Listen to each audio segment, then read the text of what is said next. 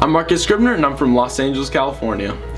Growing up, I was extremely shy. I love to read huge novels and books and scripts, and I was really into characters and stories, and that's what inspired me to start acting classes. The first day I started acting class, it was our Christmas class, so everybody was giving presents and everything like that, so I was like, if acting class is gonna be like this all the time, I love acting class.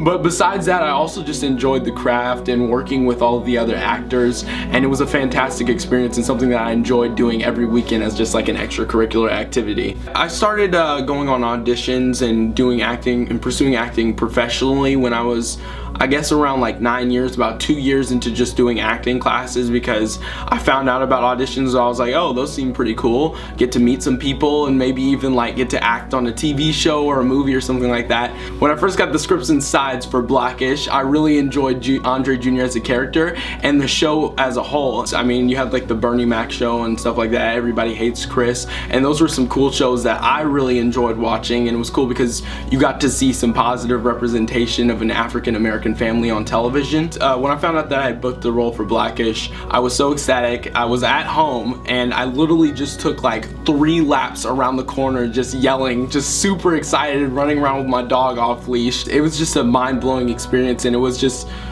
was crazy to have all that hard work like finally amount to like something huge. My first day of high school, I was attending Hamilton High School. Obviously, as a new freshman, I was super nervous, didn't know what to do, and to add on top of that, a giant billboard for Blackish was posted right across the street on my first day, and I was so nervous everybody was gonna see it. And as I was walking up the stairs to my first class, one of the seniors just stops the entire staircase and yells at me, "Hey, you're the kid from the billboard across the street." And that was one of the craziest experiences of my life, and it was the first time I was ever recognized in public, and it's just never stopped from there. I think that the most important thing that we're doing over at Blackish, and something that connects to my personal life and everybody's personal life, is tackling issues that come up in the media like YSBnow does. So I think that's what's extremely important about media sources like you guys and shows like us, because we're able to bring something that's important, such as police brutality or racial injustice and things like that, and bring them onto television or bring them into the homes of families where they're able to discuss it. Shh, the lawyer speaking. It's important in the midst of all the public vilifying of the police department, whose members acted completely within procedure, to remember Mr. McQuillan was no angel. What? What does that mean? Why would they even say that? What does that even mean? Talking about somebody's child.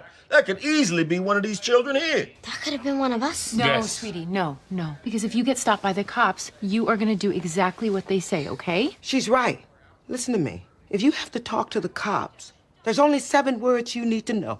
Yes, sir. No, sir. And thank you, sir. Exactly. You make sure you live to fight your case in court. You hear me? Oh, Mama! Enough! Wake up! Let's say they listen to the cops and get in the car. Look what happened to Freddie Gray. Yeah, and what if they make it all the way to the station? You remember Sandra Bland? And let's say they do make it to trial. You see where that gets us? It's really important to bring those issues to light, because we have a lot of like media that just like buries those kind of things. It doesn't really talk about it, and it's especially not talked about on comedy shows.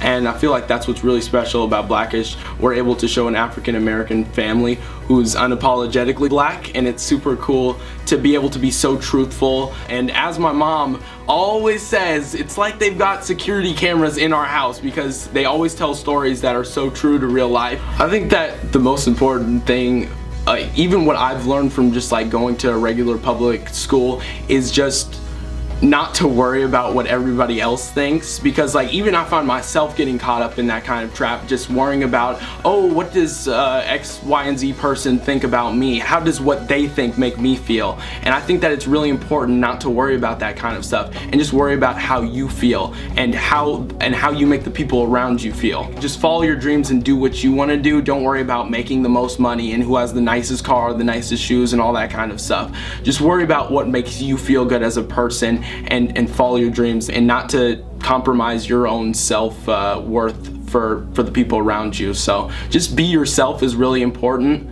and yeah, I feel like that can get you anywhere. I'm Marcus Scribner, and you're so beautiful now.